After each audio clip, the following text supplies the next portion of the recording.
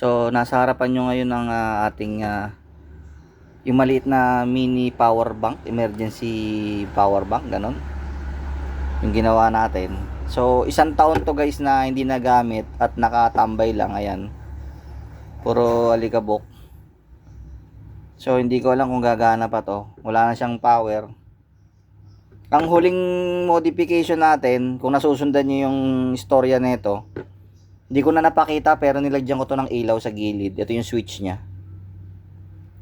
So, ito battery out lang to. Kung gusto nyong itap. Ito may fuse. Ito yung solar input. Ito yung battery sa loob. Tapos ito yung output ng controller. So, may nilagay na akong mga diyan, connector. Ito sa panel. Tapos ito output ng SCC, ito dito siya. Naka-tap siya doon. Tapos ito yung battery out. Fuse lahat yan, naka-fuse, dumaan sa fuse.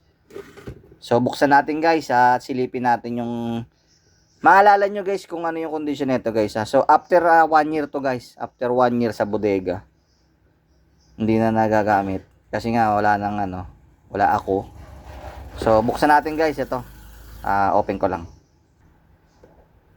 Ayan, na-open na natin. Tanggal na yung lock. So, yan lang guys yung laman yan guys. Oh. Napaka-simple. Lagyan natin dito. Yan lang guys yung laman yan. Magulo pa pero yan yung logic niyan guys. Ito yung ginawa nating 'di ba naalala nyo yung single series na 3S. Tapos ito yung PCM BMS. Teka, lagyan natin ng ilaw para mas maganda.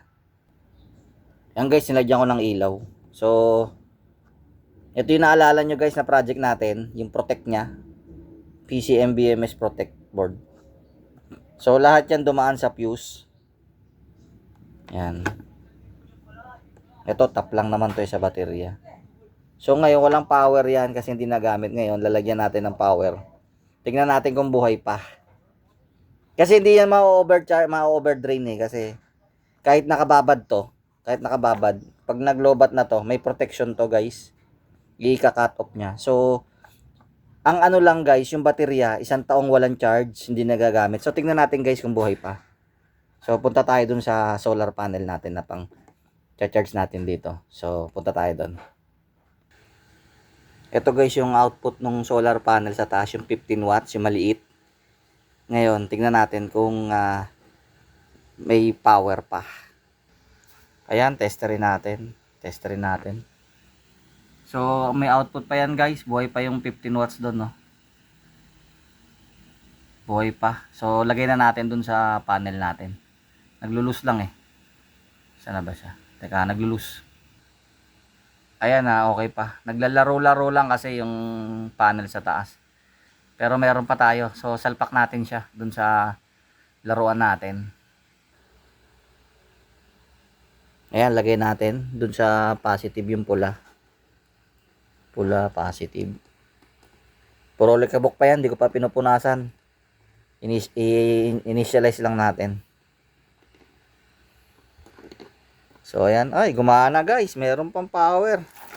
Umilaw na So off muna natin to. So ayan, nagcha-charge ba? Meron, may charging, ayan, may charging. May charging yan. So, monitor natin guys yung aakit siya. So, nagsimula siya ng 10.3. Sabihin, lobat na lobat siya. Sige, obserbahan natin guys at balikan natin mamaya kung anong mangyari. So, ayun na siya guys sa loob. Palakihin nyo na lang guys, palakihin nyo na lang to. Yan din yung logic ng mga lumalabas na mga emergency power bank. So, yan. Balikan natin guys mamaya pagka nagkarga na siya. So, yan yung niya. Initial status niya. Okay, balikan natin mamaya. So, ayan guys, after sometimes, ayan pa full charge na siya Naging lang kasi yung weather guys, kulimlim. So, buhay pa siya guys, after 1 year na hindi ginamit. Gantong ganto siya eh, last year na. Buksan ko to. So buhay pa siya guys, ang galing. Ang logic niyan guys, same lang yung principle niyan. Palalakihin nyo na lang yung mga rating ng mga pyesa. Pero yung logic niya, paano gumawa ng mga emergency light na yan, yan din yun guys, solar emergency light or backup battery bank. Yan din yun guys. So palakihin nyo na lang. At good luck sa inyong mga project. Alright.